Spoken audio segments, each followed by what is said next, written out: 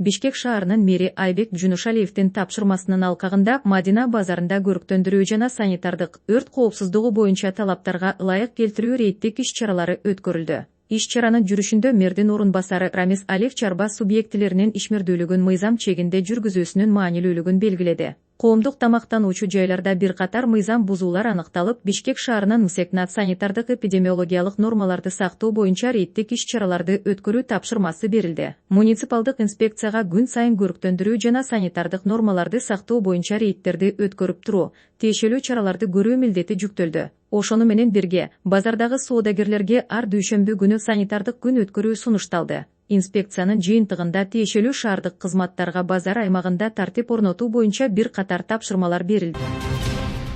Борбор калаанын мэри Айбек Жунушалиев Көк Жар айылындагы жер ээлери менен жолугушту. Борбор калаанын мэри Айбек Жунушалиев Көк Жар айылынын номер 172 контурунун жер ээлери менен жолугушту. Ала Мүдүн райондук мамлекеттик администрациясы тарабынан административдик аймактык реформанын алкагында жеке турак жай курулушу жана шаар куруу департаментине 1479 арыз түшкөн. Бүгүнкү күндө 2021 жылдын 1 декабрына чейин 137 объект курулганы аныкталып, учурда бардык тактоо иштери жүрүп жатат. Шаар мэри Октябрь районунун акимине 137 объектинин маселесин тез арада жана учурдагы мыйзамдардын алкагында чечүүнү тапшырды. Ошондой эле бул аймактагы 18 гектар жер муниципалдык менчикке өткөн. Бул жер тилкеси боюнча маселе мыйзамда белгиленген тартипте каралат.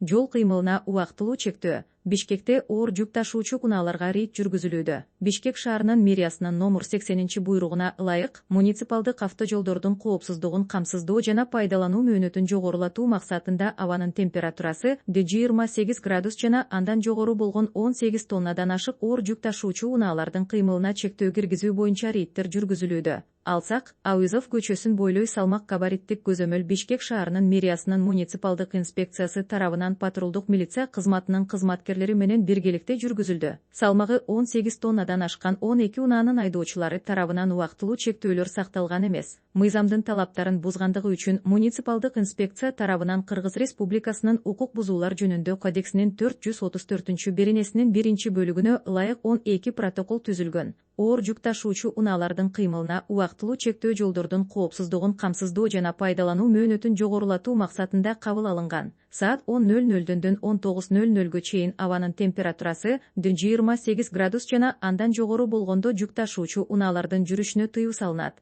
Рейдтер күн сайын өткөрүлөт.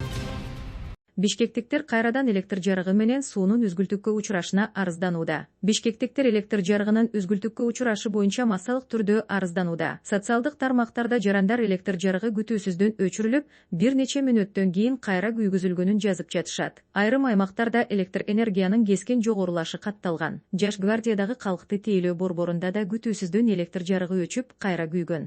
Кыргызстандын улуттук электр тармагы система штаттык режимде иштеп жатканын билдирүүдө. Энергетиктер өчүрүүлөр боюнча абоненттердин билдирүүлөрүн текшерип жатышат. Муздак суунун үзгүлтүккө учурашы боюнча да арыздар түшүүдө. Буга чейин насос станциялар электр энергиясы менен иштегендиктен электр жарыгы жок болсо, муздак сууда берилбей турганы айтылган. Ал эми Бишкек жылуулук электр борбору туруктуу иштеп жатканын Бишкек шаарынын вице-мэри Талайбек Байгазиев билдирди.